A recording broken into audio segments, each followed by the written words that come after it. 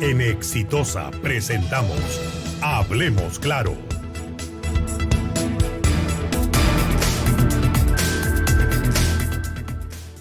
Bien, ¿qué tal? Buenos días. Arrancamos el programa y estamos domingo, además iniciando un tercer mes de este 2020. Estamos 1 de marzo y lamentablemente en esos instantes hay una situación sumamente preocupante que se va generando dentro del país y queremos arrancar con esto respecto al tema del coronavirus. Y es una corriente dentro de aquellos chamanes que se pintan como tal que vienen estafando a la población. Y queremos empezar el programa justamente alertando lo que precisamente menciona el diario Caribeña en su portada.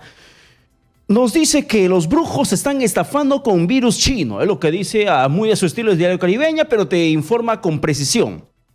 Que la población, por ejemplo, está entrando en pánico, la verdad que bastante injustificado en estos momentos, y están ofreciendo saumerios para alejar el coronavirus. Eso es preocupante porque hay muchos incautos que terminan cayendo en un momento de desesperación porque se van a la farmacia, no encuentran mascarillas, se van a la farmacia y no encuentran alcohol gel, entonces buscan un chamán que les pueda ayudar a solucionar el problema. Supuestamente estos brujos, estos pseudo brujos, estos pseudos chamanes terminan ofreciendo cura contra el coronavirus, que aparentemente termina protegiendo a la persona mediante saumerios, mediante rituales, que en realidad solamente termina ahuyentando mosquitos, pero no ahuyenta el virus. Y esto termina siendo una práctica perversa de una sociedad que se encuentra en vilo, por lo que podría ser en realidad su plan frente a este nuevo virus que viene afectando a varios países, que en realidad tiene una letalidad no tan alta como si, por ejemplo, tiene la neumonía, como si, por ejemplo, tiene la gripe, como si, por ejemplo, tiene el dengue, que está matando personas en estos momentos en el país, pero que lamentablemente no tiene la mayor presencia del Ministerio de Salud o de Salud para que pueda contrarrestar esos casos. Dengue no solamente en la Amazonía peruana, dengue también hay aquí en Lima, se han registrado los primeros casos en la ciudad de Lima. Entonces, no podemos hablar que el coronavirus es un problema que desgraciadamente va a diezmar a la población peruana si es que termina ingresando. ¿Hay precariedad en la infraestructura de los hospitales? Claro que sí, no lo vamos a negar, pero también por otra parte, las medidas preventivas pueden ayudar a contrarrestar medidas preventivas que nosotros podemos implementar. Básico, por ejemplo, el tema del lavado de manos. Y además el tema del uso de mascarillas. El día de ayer tuvimos la presencia de un especialista en horas de la noche en el programa Plaza Pública, donde mencionaba que el uso de mascarillas no ayuda en realidad a las personas que no tienen el virus. El uso de mascarillas tendría que ser para la persona que tiene la enfermedad, que tiene el coronavirus, que tiene un problema gripal, que tiene un problema de tosferina, que tiene un problema de TBC. Para ellos es la mascarilla, no para aquella persona que se encuentra andando en la vía pública, que lo único que hace simplemente es protegerse ¿de qué? De la contaminación, del smog de los carros, pero más no del coronavirus.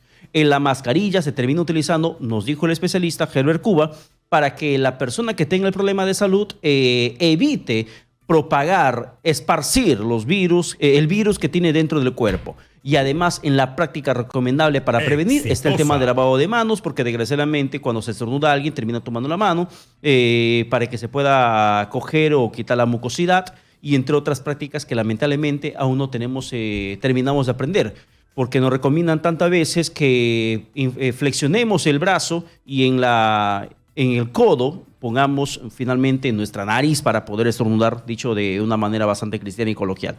Entonces, en el tema del coronavirus, quería comenzar con este tema. Es importante que podamos mantener la calma.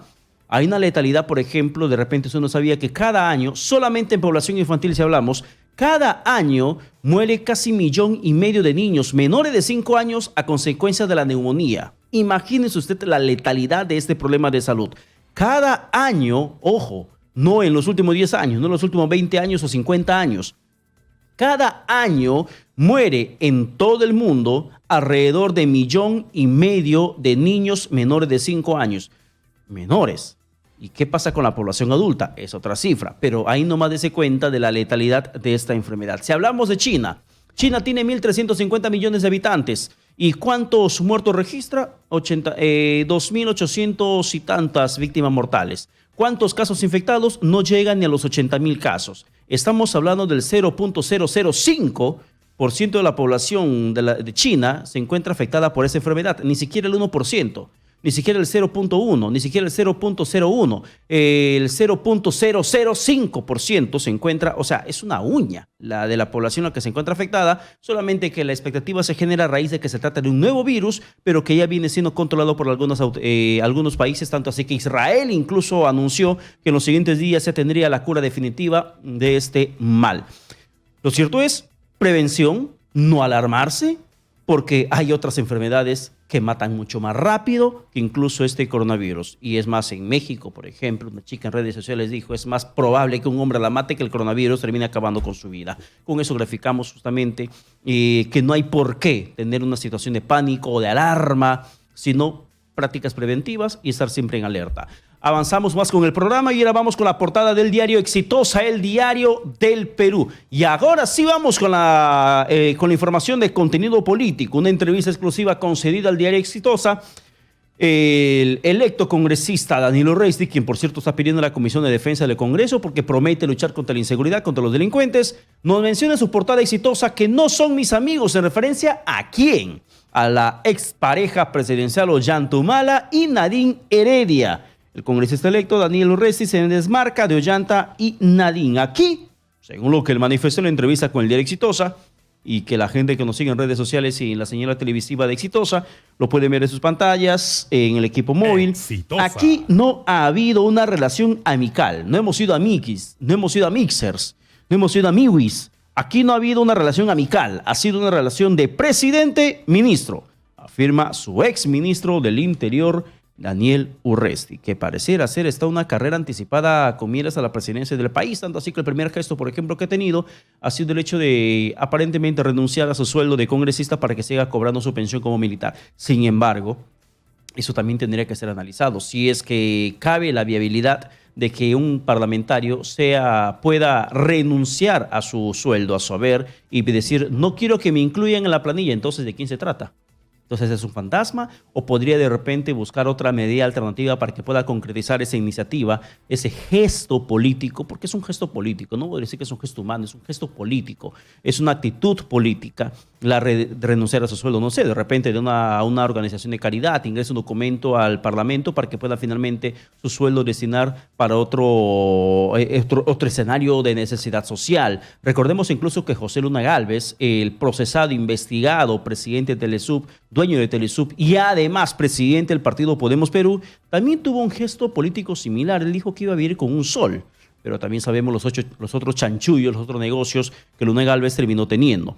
Lo cierto que básicamente gira en torno al gesto, al accionar político que tiene Danilo Urresti, que no está hablando a nombre de bancada, sino a nombre personal, como que él fuera la voz cantante, sonante y la única autorizada de Podemos Perú. Bajamos más con la información de Exitosa. En la parte baja de la portada encontramos el pedido que creo que todo el país está haciendo en torno al tema de coronavirus. Que digan, este es nuestro plan contra el coronavirus. Mencionó en la entrevista el ex premier Luis Solari, médico además, que precisamente es lo que en estos momentos estamos careciendo. Si hablamos en el tema de plan estratégico, de un plan preventivo, hospitales de campaña o armar carpas al aire libre podría servir para aislar el virus, el coronavirus, el COVID-19. Si lo que se está proponiendo es que hay un sistema de aislamiento en varios países del mundo, lo que se intenta hacer es que los pacientes estén lo más aislados posibles, que los médicos que puedan atender, personal de salud que pueda atender, se encuentren equipados con trajes idóneos, acordes con el control que puedan hacer con esta enfermedad que puede infectar a muchas personas al mismo tiempo. Si llega una persona, por ejemplo, con este virus y nadie le recibe con alguna protección adecuada, ya contagió al que lo está recibiendo en el hospital, ya contagió a las personas que están transitando por el lugar, porque el virus comienza a esparcirse. Sin embargo, instalar una carpa en un ambiente abierto podría contribuir al control de este virus en caso de que ingrese a nuestro territorio. Exitosa. Podría hacerse viable, entendiendo que no hay un flujo de aire conducido como se necesita en esas condiciones, si no hay los trajes adecuados y especiales para que se pueda tratar pacientes de ese tipo de un nuevo virus que aún la ciencia está intentando encontrar la cura. Entonces, no podemos decir que hay una estrategia bastante planificada, articulada y que va a ser justamente eficaz frente a este escenario que estamos viendo. Además, una crítica que sí quiero hacer y quiero insistir en torno a la forma como reacciona el Ministerio de Salud. La forma bastante tardía o hasta lenta, porque hay un caso sospechoso en estos momentos en Arequipa. En Arequipa. El resultado se va a conocer por lo menos el día de mañana. El último viernes, mañana o martes a más tardar. ¿Pero por qué? El último viernes llegó un joven de 17 años, un adolescente de 17 años, con síntomas del coronavirus. Lo habían diagnosticado que posiblemente tenga el coronavirus. Se lo aisló. En estos momentos está siendo chequeado médicamente, pero los resultados se van a conocer de manera oficial en 3 a 4 días. Cuentas desde el viernes, sábado, domingo, lunes o en el peor de los casos hasta el martes. Sin embargo, lo preocupante de todo esto es que mientras aquí estamos pasando casi media semana o más de media semana buscando la confirmación de un sospechoso de coronavirus, en Chile se confirmó el primer caso de coronavirus y no tuvieron que esperar ni siquiera un día para que lo confirmen, porque allí inmediatamente hicieron un test rápido, determinaron que en un test rápido la mujer de más de 30 años terminaba dando como positivo de coronavirus. Inmediatamente extrajeron muestras y llevaron a un laboratorio certificado y se conoció el resultado oficial en 6 horas máximo. O sea, no ha pasado ni siquiera mediodía. Ya tenían el resultado perfectamente establecido. En menos de un día, en menos de un mediodía, ya tenían en Chile confirmado mediante test rápido, mediante prueba de laboratorio, que esa persona tenía el coronavirus. Y aquí tenemos que esperar 3 a 4 días aún para poder avanzar en esto. Bien, vamos a hablar de esos temas más adelante. Mientras tanto, seguimos avanzando con la información que queremos compartir con ustedes y sobre todo de un escenario político bastante expectante por parte de la población para conocer si es que algún otro político irá tras las rejas. Jude Simons podría ser el siguiente en la lista.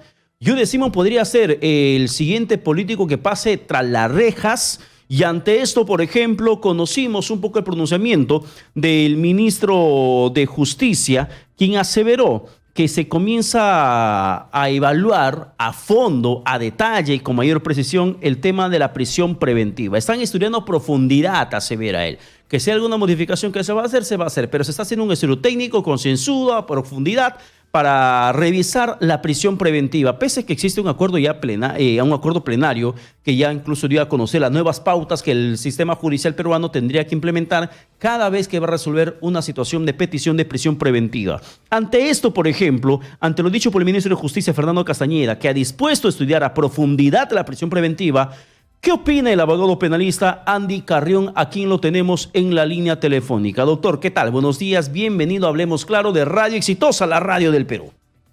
Muy buenos días, Pedro, ¿cómo estás? ¿Qué opina usted sobre esto? Estamos en una situación de ver a tantos políticos yendo en cola, en fila india, ante el magistrado judicial de turno para recibir la prisión preventiva. Y sale el ministro de Justicia y dice, ok, estamos revisando la prisión preventiva a profundidad para ver qué modificaciones y qué precisiones o qué cosas podemos mejorar en el sistema.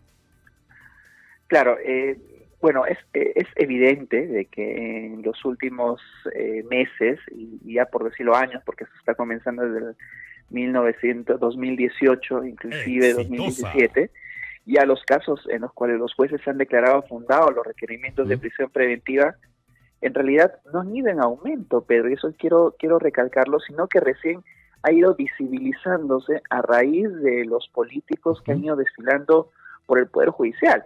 Es cierto de que recién la población está tomando un poco conocimiento acerca de este tipo de decisiones, pero mucho antes también se daban esto, solamente de que no eran casos tan visibles como los que ahora sí estamos apreciando, ¿no? Y es a raíz precisamente de ello que ya el Ministerio de Justicia, con este nuevo ministro, pues quieren tomar cartas sobre el asunto y encargar un estudio concienzudo de cuál es la razón y un diagnóstico primigenio del tema de las prisiones preventivas para evidentemente a raíz de eso poder pronunciarse con propuestas ya acerca de qué se debe hacer con este tipo de medidas, porque es cierto de que hay mucho abuso en la imposición de este tipo de medidas cuando de verdad, tal como el acuerdo plenario lo dice, como tú bien lo mencionaste, debe de ser una medida excepcionalísima, ¿no? Y los jueces en realidad lo han convertido en una medida normal, digamos, cotidiana, cuando en realidad no debería de ser así.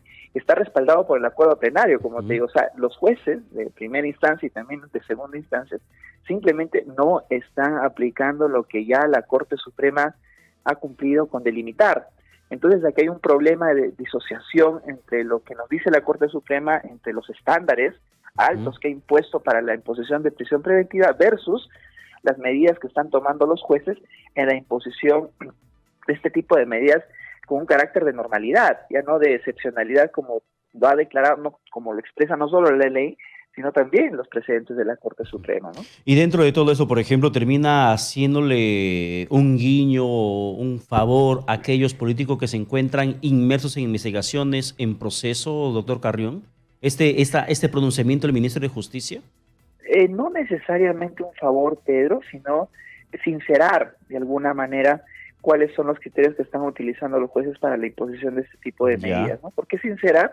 Porque de alguna manera es evidente de que ya los políticos que están presos pues han tenido que sufrir, digamos, estos criterios muy laxos que han estado imponiendo los jueces para este tipo de medidas, y de lo que se trata, de alguna manera entiendo de la declaración que ha brindado el ministro, es pues de sincerar a través de un diagnóstico qué es lo que está pasando, ¿no? Porque si el propio Poder Judicial no está siguiendo la directriz que lo impone su propia Corte Suprema, algo debe estar pasando.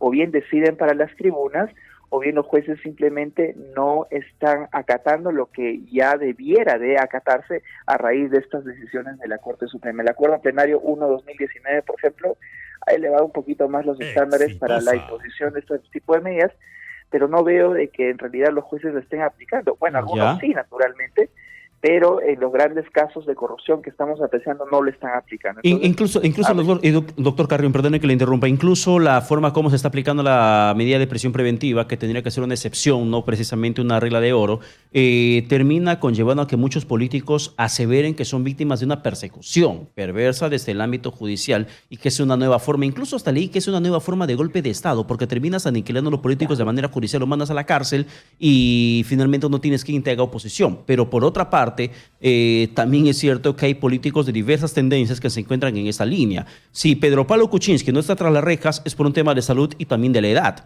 En estos momentos, por ejemplo, Alberto Fujimori se encuentra en un penal donde más pareciera una residencia y no precisamente un centro penitenciario. Cosa diferente que, por ejemplo, está pasando su hija Keiko Fujimori. Cosa diferente que pasa Susana Villarán y también que está pasando César Villanueva en el mismo penal Castro con Luis Castañeda Locio. Y también donde se encuentra en otro centro penitenciario justamente Luis Nava Guibert, que también inverso en el tema de la investigación que se le sigue al expresidente Alan García, aunque ya esté fallecido. Pero estamos viendo que hay políticos de diferentes tendencias políticas partidarias que se encuentran con esta medida en sus contras. Y yo de Simón, de izquierda, no solamente es un tema de persecución a Keiko Fujimori, como algunos quieren aseverar, yo de Simón de izquierda, Susana Villarán de izquierda, si cabe decir de izquierda, está tras las rejas. Si decimos, se encuentra con detención preliminar en estos momentos y también muy probablemente se haga el pedido de prisión preventiva.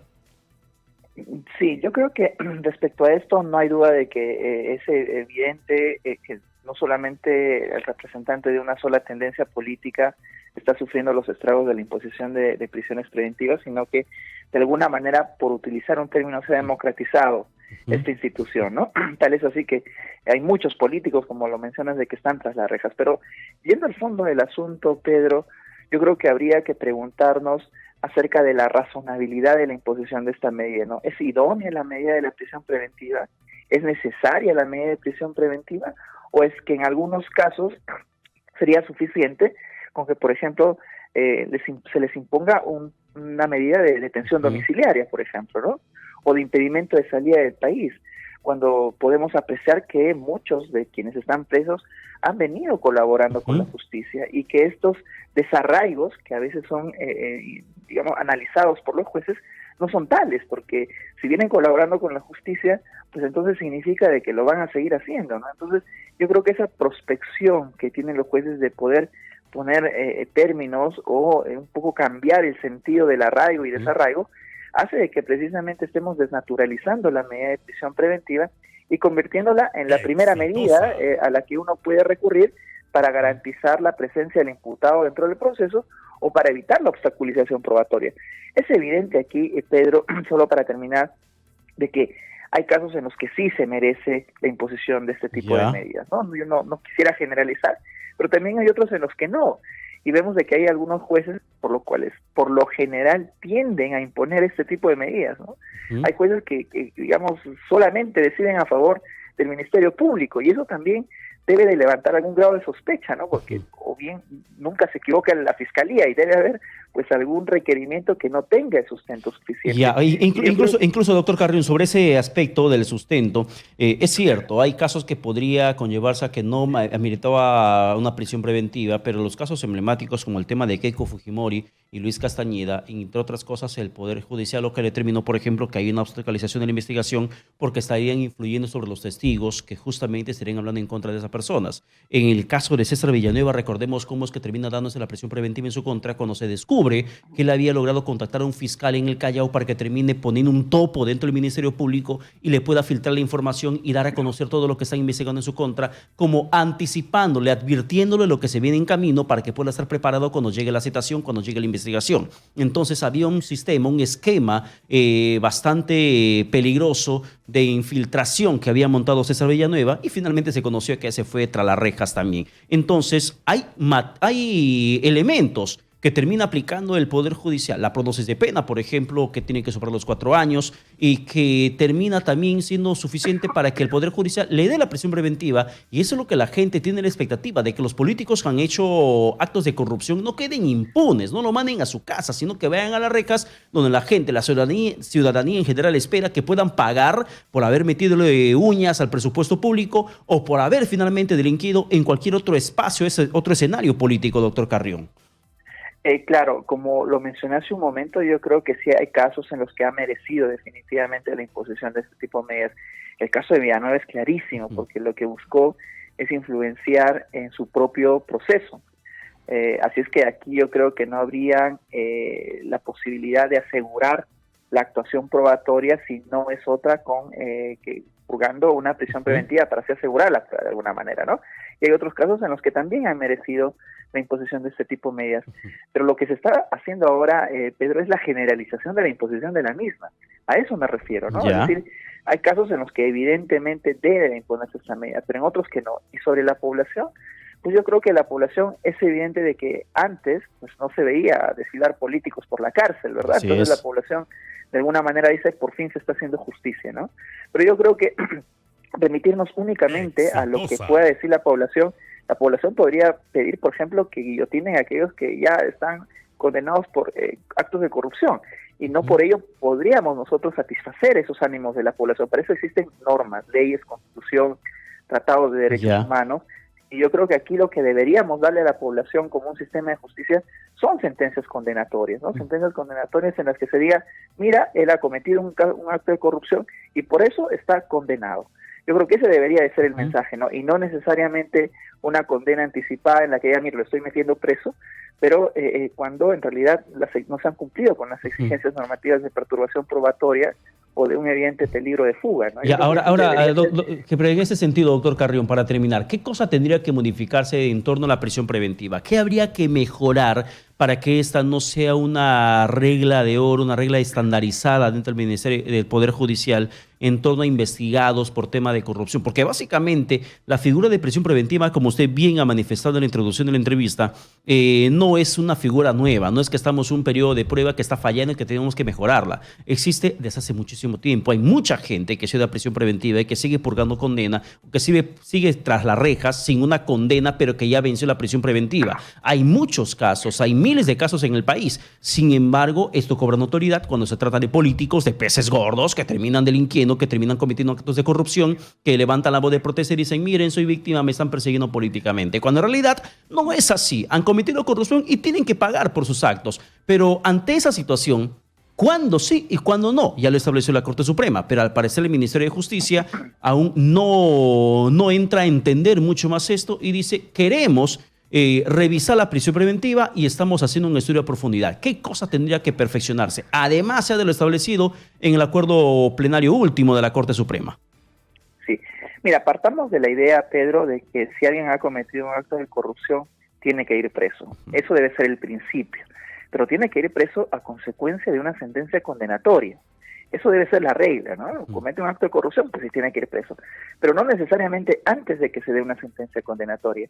Ahora, respecto al tema de fondo, del qué pasa en nuestro sistema, del por qué el Ministerio de Justicia ahora se ha animado a hacer o a hacer un estudio al respecto, pues yo creo que hay algo importante que tú también acabas de mencionar, Pedro. Mira, tenemos el Acuerdo Plenario 1-2019, tenemos también el 1-2017 y tenemos otros pronunciamientos de la Sala Permanente y también de la Transitoria de la Corte Suprema que han cumplido con resaltar en muchas ocasiones ya la excepcionalidad de esta medida. Tenemos las normas que claramente hablan también de la excepcionalidad de la imposición, de la idoneidad, razonabilidad. Tenemos todo lo necesario. El problema es, Pedro, que lo que sí falta, y creo que ese va a ser el diagnóstico al que definitivamente va a llegar el estudio del Ministerio de Justicia, es la cultura jurídica de quienes deciden y toman las decisiones para la imposición de esta medida. Y ese es un trabajo naturalmente complicado de realizar, porque hay que instruir y hay que ver cómo se seleccionan a los jueces también ahora con la Junta Nacional de Justicia para que sean razonables en la imposición de esta medida. La ley, si la cambiamos, quizás no cambie mucho tampoco, y hemos visto que la jurisprudencia pues por sí tampoco cala dentro de las decisiones de los jueces. Así es que, como resumen, podría decirte que más allá del diagnóstico que puede elaborar el Ministerio de Justicia, aquí tiene que haber un cambio de cultura judicial. Y ese es un trabajo complicado, Pedro, como te digo, porque tienen que haber muchos actores quienes participen de este tipo de medidas, que no va a tener un efecto inmediato, naturalmente, sino un efecto inmediato y quizás a largo plazo, en las cuales tenga que trabajar no solamente el Ministerio de Justicia, sino, digamos, darse de lleno el propio Poder Judicial, quizás el propio Poder Ejecutivo, el propio Ministerio de Cultura, de alguna manera, para que veamos la Junta Nacional, para que veamos qué criterios también se utilizan al momento de seleccionar a los jueces. Así es que no va a ser una tarea sencilla, Pedro, va a ser una tarea, creo yo, titánica, porque lo que necesitamos es jueces que tengan cultura jurídica y además sensibilidad y razonabilidad al momento de la imposición de las leyes y también de la jurisprudencia que ya existen, Pedro. Así es que no creo que logremos mucho si es que a raíz del diagnóstico del Ministerio de Justicia se diga vamos a cambiar esta ley o vamos a exhortar al Tribunal Supremo de que siga ampliando la jurisprudencia respecto a este punto, sino creo que tiene que ver básicamente con un cambio de cultura judicial, ¿no? Bien, muchísimas gracias, doctor Andy Carrión, por la comunicación telefónica alcanzada para la red exitosa.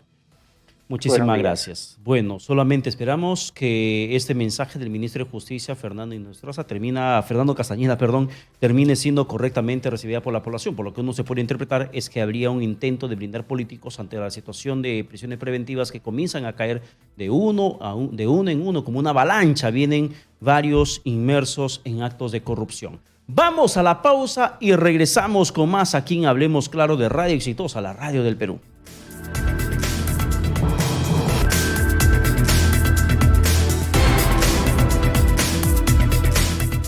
Siguen las alertas meteorológicas por tema de lluvias que hace directamente Cenami. Hay alertas que justamente advierten las lluvias en la selva peruana, donde hay la precisión. Incluso hay una alerta meteorológica roja en algunas zonas del país. Y eso hay que tener mucho en cuenta para que de esa forma la gente pueda tomar medidas respectivas. Por ejemplo, se habla en zonas de la selva peruana, se ha registrado desde el pasado viernes 28 hasta mañana, lunes 2 de marzo. En la selva se prevén lluvias de moderada a fuerte intensidad en la selva, acompañada de descargas eléctricas y de viento de muy fuerte intensidad por encima de los 55 kilómetros por hora. Vientos que en la selva se conocen como vientos huracanados, que son en realidad vientos fuertes, que terminan levantando todo lo que se encuentra encima de la superficie de las viviendas, los techos, hasta caen árboles de por medio.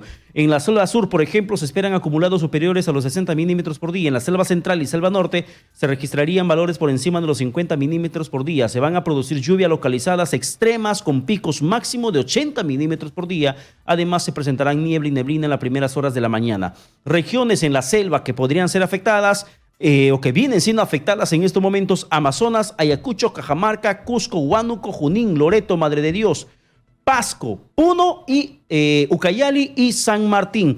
Precisamente tenemos con nosotros un decreto supremo, el decreto supremo 034, que declara el estado de emergencia por desastre a consecuencia de intensas precipitaciones pluviales en el distrito de Soritor de la provincia de Moyobamba y en los distritos de Morales, Tarapoto y la banda de Chilcayo de la provincia de San Martín del departamento de San Martín. Se ha emitido este decreto supremo, reitero, el 034 se hace público el día de hoy, en la que se declara el estado de emergencia por desastre a consecuencia de intensas precipitaciones pluviales, los distritos de Soritor de la provincia de Moyobamba y los distritos de Morales, Tarapoto y la banda de Chilcayo de la provincia de San Martín del departamento de San Martín. También se emitió un decreto supremo que declara el estado de emergencia por desastre a consecuencia de intensas precipitaciones pluviales en el distrito de Paucartambo de la provincia de Pasco del departamento de Pasco, que justamente Pasco también ha sido afectada por esa advertencia, por las lluvias intensas, que ha hecho una advertencia previa justamente el CENAMI. Reiteramos, un segundo decreto supremo, el 035-2020,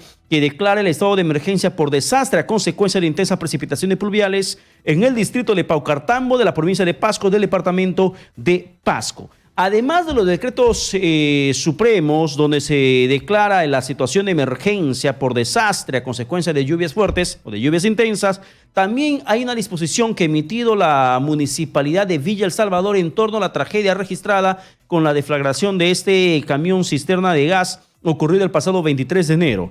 La ordenanza número 424 de la Municipalidad de Villa El Salvador, atención vecinos de la zona que se encuentran, sabemos todos, en sintonía de Radio Exitosa, la radio del Perú, una ordenanza que condona, atención, ordenanza que condona el pago de arbitrios municipales correspondiente al ejercicio fiscal del año 2020 y de las deudas pendientes de pago por dicho tributo a favor de los contribuyentes afectados por la deflagración ocurrida el pasado 23 de enero de 2020 en el distrito de Villa El Salvador. Reitero esta información para los vecinos de Villa El Salvador afectados por la deflagración de este camión cisterna de gas del pasado 23 de enero, cuyas víctimas mortales se suben al número de 31 muertos, que lamentablemente un niño ha sido el último que termina ingresando a esta estadística terrible. Ordenanza que condona el pago de arbitrios municipales correspondiente al ejercicio fiscal 2020. Quiere decir, no van a pagar el tema de arbitrios municipales y de las deudas pendientes de pago por dicho tributo a favor de los contribuyentes. O sea, entiendo que las deudas anteriores también les han sido condonadas, según el acuerdo que tuvo el Consejo Municipal de Villa El Salvador, tanto del ejercicio fiscal 2020, así como las deudas pendientes de pago por dicho tributo a favor de los contribuyentes afectados, solamente a los afectados por la deflagración ocurrida el pasado 23 de enero del año en curso en Villa El Salvador.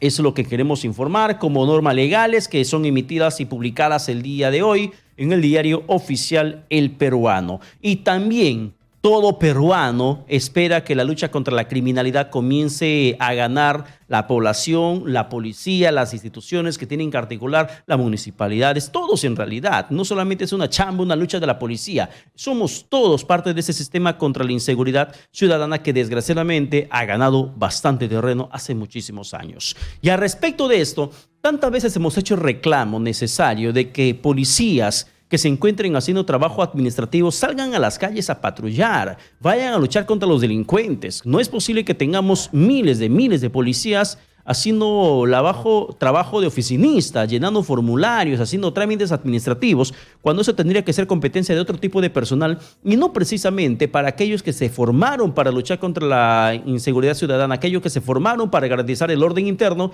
terminen solamente ordenando papeles y no ordenando la ciudad que se encuentra en vilo por el tema de la criminalidad. Y sobre esto, por ejemplo, pareciera ser que el Ejecutivo ha escuchado la insistencia de este medio de comunicación, la insistencia de los expertos que hemos convocado constantemente, y ahora se conoció que el presidente Martín Vizcarra el último fin de semana terminó anunciando la incorporación de cerca de 2.500 nuevos policías que justamente estaban haciendo chamba administrativa, chamba de oficinista, pero para que se vayan a la calle a luchar contra la criminalidad. ¿Termina siendo suficiente?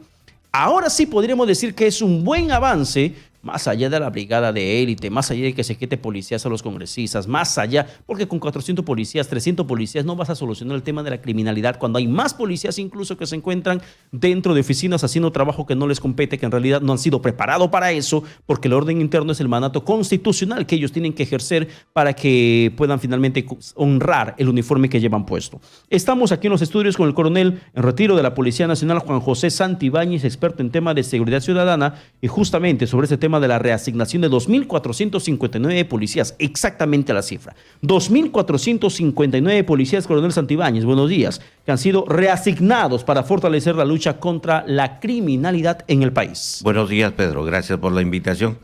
Efectivamente, hemos recibido esta noticia. El día de ayer estuvieron por la 7ª región este personal para ser reubicado a las diferentes unidades de Lima y del Callao. Indudablemente esta es una medida que hay que aplaudir, pero lo que nos preocupa muchísimo, y lo hemos conversado bastante, es que si bien es cierto la falta de personal es uno de los grandes problemas que tiene la Policía Nacional para enfrentar la criminalidad, uno de los principales problemas también es la falta de estrategias y de planes, porque tendríamos que saber este personal a dónde va a ir y cuál va a ser su misión. El hecho de que exista mayor personal y asignarlo a comisarías o a otras unidades no es simplemente el afán de lucha contra la criminalidad, sino la ejecución de planes y estrategias. Por ejemplo, hay que poner en conocimiento de la ciudadanía que el Centro de Investigación Territorial, que acaba de terminar una encuesta hecha en el mes de febrero a nivel nacional, establece de que el 88% de peruanos está convencido de que no existen planes ni estrategias de lucha contra la criminalidad. El 84% establece que uno de los principales objetivos que debe tener el nuevo Congreso es la lucha contra la inseguridad ciudadana. Solamente un 54% establece que debe ser una lucha contra la corrupción. Entonces, lo que le pedimos al ministro, al director, al comandante general de la Policía Nacional y a todos, es realizar estrategias. Ahora, como bien lo has dicho tú en el inicio de tu exposición sobre este caso, la lucha contra la criminalidad no es solamente de la policía. Han entrado nuevos efectivos a la lucha contra la criminalidad. Es hora de coordinar con las municipalidades, ¿no es cierto?, con las juntas vecinales, un trabajo en conjunto, pero también quien debe ponerse la camiseta es el Poder Judicial, los operadores de justicia, Poder Judicial y Ministerio Público. Estamos viendo muy lamentable que, por ejemplo, exista policías en ese momento que vienen siendo investigados, está muy bien, pero pidiéndose prisión por el hecho de abatir a un delincuente y encima todavía pedir una reparación civil para los familiares de ese delincuente. O soltando a delincuentes, a unos venezolanos que los agarraron hace unos días robando, los acaban de soltar. Entonces, si ese compromiso no está por los operadores de justicia, el trabajo de la policía, el trabajo de la comunidad, va a caer en un saco roto, ¿no? Entonces, todos tenemos que ponernos, digamos, es tarea de todos, es responsabilidad de todos la seguridad ciudadana. Pero en torno a esto, a mí me termina preocupando que justamente no exista un liderazgo en la lucha contra la criminalidad. El hecho de que Morán sea ministro del Interior no necesariamente refleja que es el líder de esa lucha. No hay una Policía Nacional que pueda, en cierto modo, articular esfuerzos de manera directa con municipios, con gobiernos locales, con Ministerio de Justicia, con Ministerio Público, con Poder Judicial, para que se pueda justamente evitar situaciones bastante indignantes. Usted mencionó de los venezolanos hace poco detenidos y ahora liberados. Yo retrocedo más allá y voy al escenario, por ejemplo, cuando se capturó a un delincuente que subió a un transporte público en Chorrillos, eso fue el año pasado, inmerso, fueron los primeros capturados, se terminó finalmente investigando por parte de la policía. Llega el momento del Ministerio Público, llega el momento del Poder Judicial y los dejan en libertad. Y ese delincuente, meses después, termina siendo autor de un feminicidio en la capital. Estás viendo de la forma cómo es que el sistema de justicia está fallando.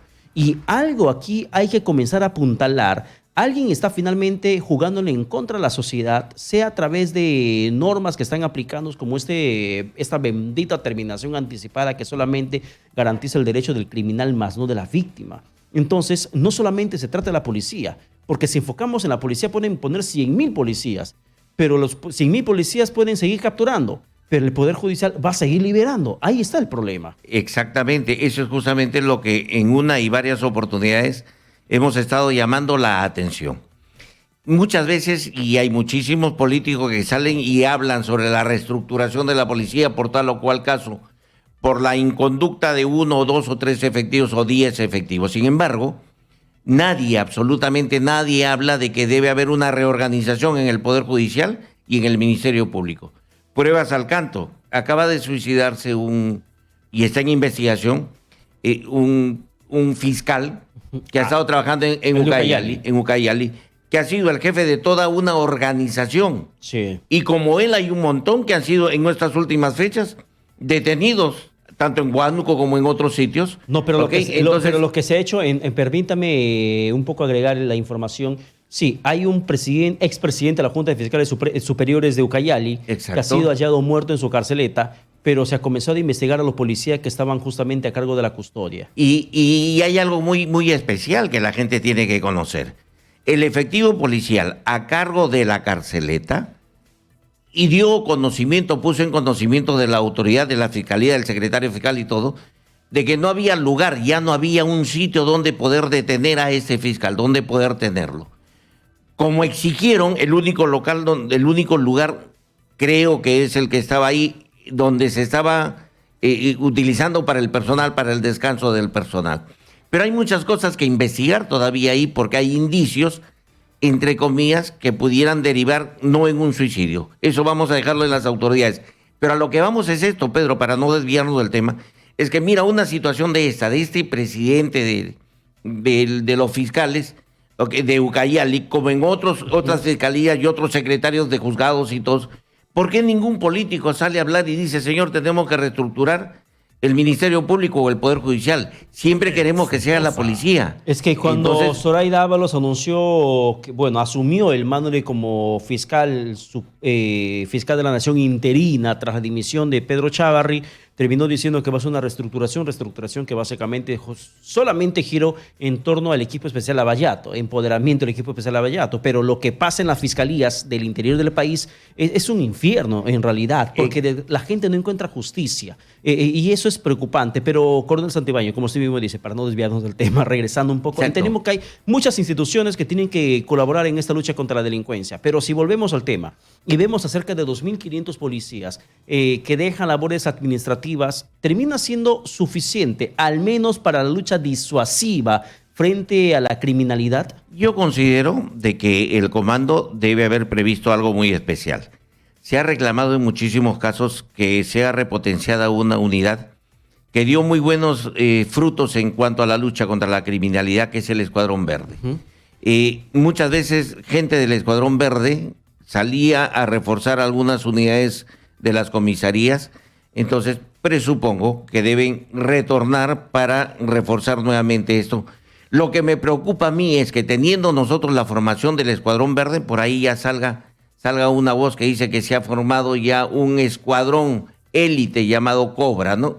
Cuando tenemos nosotros ya, es decir, no tiene sentido, reforcemos lo que tenemos. Tú hablaste algo de liderazgo, y efectivamente el liderazgo, si bien nace con el presidente de la República, que es el jefe supremo, viene después con el ministro, el comandante general, pero el responsable en las zonas, en cada una de estas zonas, es el comisario. El comisario tiene que convertirse en el líder vicinal. Él es el hombre que tiene que coordinar, aglutinar los esfuerzos, tanto de su propio personal con las municipalidades. Él debe llamar y conversar con el alcalde, ¿para qué? Porque siendo el comisario, de acuerdo al Decreto Supremo 011-2014, el responsable operativo de las acciones de seguridad, y el alcalde, el político, debe conversar con él para que las fuerzas de serenazgo que están en cada una de las municipalidades sean los responsables de trabajar directamente con el comisario. Entonces el comisario sea el que haga los planes operativos con coordinación con la gerencia general, la gerencia de seguridad ciudadana de cada municipalidad, y que este personal de serenazgo con el personal policial hagan políticas para el bienestar de la comunidad en materia de seguridad ciudadana. Se necesita una articulación, un esfuerzo por parte de los actores políticos, que son las autoridades elegidas por voto popular, así como aquellas que se encuentran dentro del Ejecutivo con el Ministerio del Interior, los policías, la policía como institución, los comisarios directamente como los responsables de cada zona donde justamente la gente intenta tener seguridad y no estar envuelta en una situación de preocupación generalizada, porque lo que te va a pasar es lo que yo sentí, por ejemplo, camino a la radio esta madrugada. Vi personas sospechosas en una esquina de mi vivienda y salí con temor, porque es normal que uno ahora no sepa ni siquiera con quién te vas a cruzar. Así es. Y mira, y algo importante también, hay que pedirle al empresariado nacional. El empresariado nacional indudablemente tiene que ponerse decir también la camiseta de la seguridad. ¿En qué sentido?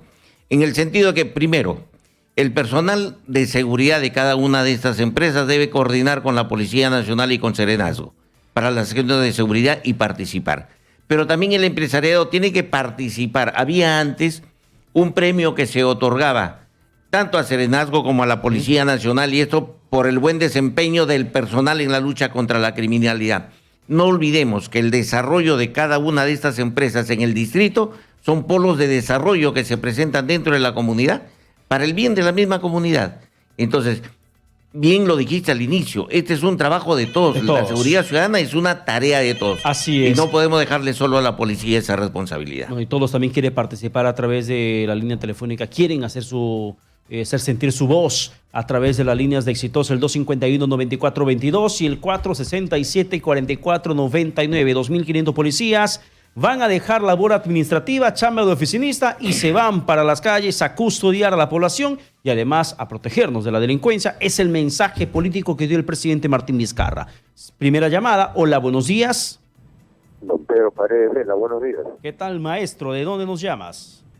Claro, de Héctor. Saludos para su invitado también. Adelante. Gracias. Con tu opinión sobre este tema, Héctor. ¿Estás tranquilo con esta medida, la incorporación, la reasignación de 2.500 policías de labor administrativa a chamba de disuasión contra la criminalidad? Dos puntos concretos, señor Paredes Vela. Número uno, ¿estaría tranquilo si los 2.500 policías saldrían con la mentalidad agresiva, en el buen sentido de la palabra, ¿no? Que salgan a buscar al delincuente, que hagan batidas, que hagan las famosas racias, que estén en las esquinas más calientes de Lima pidiendo papeles, que el ladrón realmente está asustado que lo van a capturar. No es al revés. Nosotros en este momento estamos asustados del delincuente. El delincuente tiene que estar asustado que continuamente lo va a capturar. Yo veo policías caminando muy bien, haciendo acto de presencia, pero uno pidiendo papeles, uno que tiene calle, como dice uno que tiene Cayetano, sabe que el malandro que están dando por ahí en zapatillas, en gorritas, etc. El policía pasa por su lado, no le pide papeles, no es prohibido pedir papeles, ¿no? Verlo ahí en el celular, si tiene requisitos, etcétera, o si es un extranjero indocumentado, inmediatamente al aeropuerto, afuera. No es necesario esperar que delinque el extranjero para que lo expulsemos, simplemente que esté irregularmente en un papel afuera. Y número dos, si tanto nos dejamos el Poder Judicial y la policía dice, nosotros lo capturamos, nosotros hacemos todo el esfuerzo, arriesgamos nuestra vida, y la fiscal o el juez nos suelta, ¿por qué el procurador de la Policía Nacional denuncia a ese fiscal? Si están en toda la razón, el policía lo denuncia penalmente o ante las autoridades, da su nombre, ¿qué fiscal lo soltó? ¿Por qué lo soltó? Si acá están las pruebas. Pero no dice nada, simplemente dicen, lo soltó el fiscal, ya nosotros nos lavamos las manos. Y no es así. Bien. Denuncia. Bien, sobre eso le voy a pedir un poco la ampliación del comentario, Coronel Santibáñez. Mientras tanto, quiero ir contra llamada telefónica, por favor. Hola, buenos días. Sí, buenos días. Buenos días. Al coronel Santibáñez. Señor coronel, acá no se trata de cantidad de policías, no se trata de eso, sino de calidad. Pero lo más grave, acá se trata de tener oficiales incólumes, impolutos. Un comisario es el líder. Si a esos 2.500 van a repartir a las comisarías, y ese comisario no es un hombre honesto, no es un hombre que tiene mística, que ama a su institución, que lo primero que hace es llegar a su comisaría y reunir a su personal y decir cuántos casinos tenemos, qué operativos hay, cuánto voy a ganar acá, esta sección qué me va a pagar, qué voy a ganar. Desde ahí se derrumba esa unidad. Usted lo sabe con conocimiento de causa, señor coronel. tenemos que tener buenos líderes. Cuando se tenga buenos líderes, es ahí donde va a cambiar la policía. Entonces tiene que haber una buena selección de oficiales, porque esos oficiales van a ser comandantes, coroneles, jefes de unidad, generales. Pero si ese general que viene a una provincia, a un departamento, y tiene malas mañas, desde ese general todo se cae, hasta el último subalterno, ¿no? Tiene esa mentalidad de hacer plata en la policía, de lucrar con la policía. Entonces, ¿de qué estamos hablando? Pues, coronel Santibáñez, acá tiene que cambiar esa mentalidad.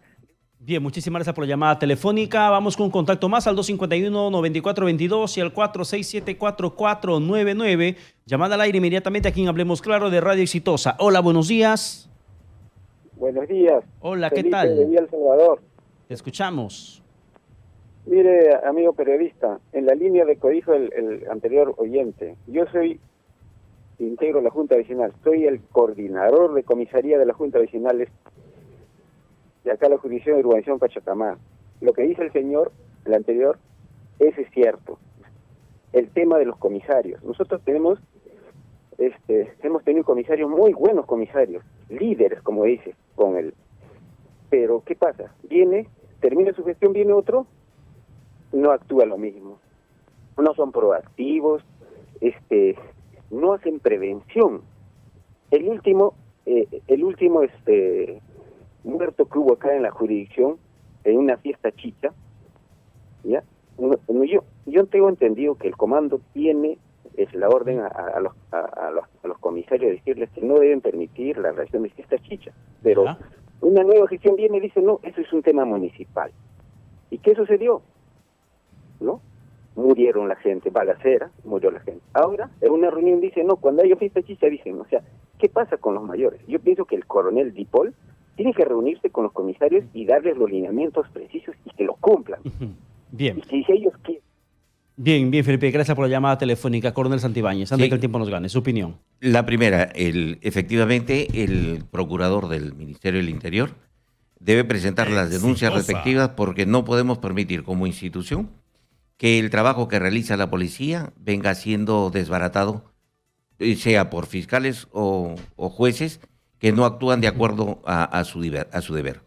La segunda, es también cierto, y esto no vamos a tapar el sol con un dedo, hay comisarios y comisarios, hay quienes, como dicen, se sacan la camiseta y son líderes dentro de su comunidad, pero hay comisarios también de que van premunidos ya de otros tipos de necesidades, por llamarla así, y utilizan al personal.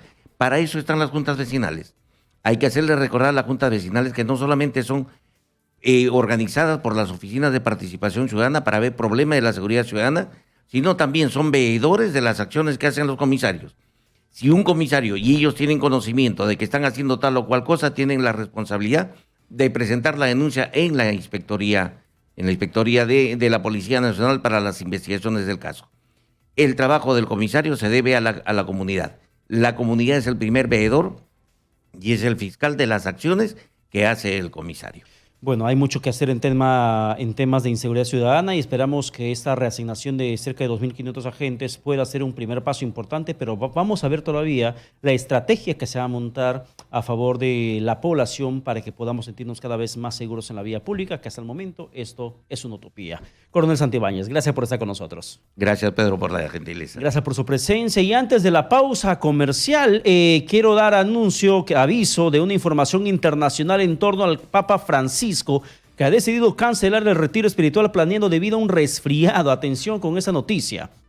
El Papa Francisco ha cancelado el retiro espiritual planeado debido a un resfriado, y es que previamente el líder de la Iglesia Católica ya había cancelado sus audiencias durante varios días consecutivos por una aparente enfermedad. Previamente indicó que el sumo pontífice no participó en audiencia por varios días consecutivos y justamente también el último jueves, cuando no tomó parte en una liturgia en la Basílica de San Juan de Letrán, el director de la Oficina de Prensa de la Santa Sede, Matteo Bruni, afirmó que esto ocurrió debido a una indisposición leve. Durante su audiencia general, el pasado miércoles parecía tener un resfriado y habló con una voz ligeramente ronca y tosió durante aquella tarde, durante el servicio de miércoles de ceniza en una iglesia de Roma, su última aparición fuera del Vaticano. Es la información que en estos momentos de manera breve compartimos, que viene siendo ampliada, pero que grafica la situación de salud del Papa Francisco, y ante una situación, además del coronavirus, que también comienza a golpear a Italia bastante fuerte, el Papa terminó cancelando el retiro espiritual planeado debido a un resfriado. Vamos a la pausa y regresamos con más aquí en Hablemos Claro a través de la señal de Radio Exitosa. Por la señal de televisión, queda con ustedes yo, Claudio, con Claudio Sola.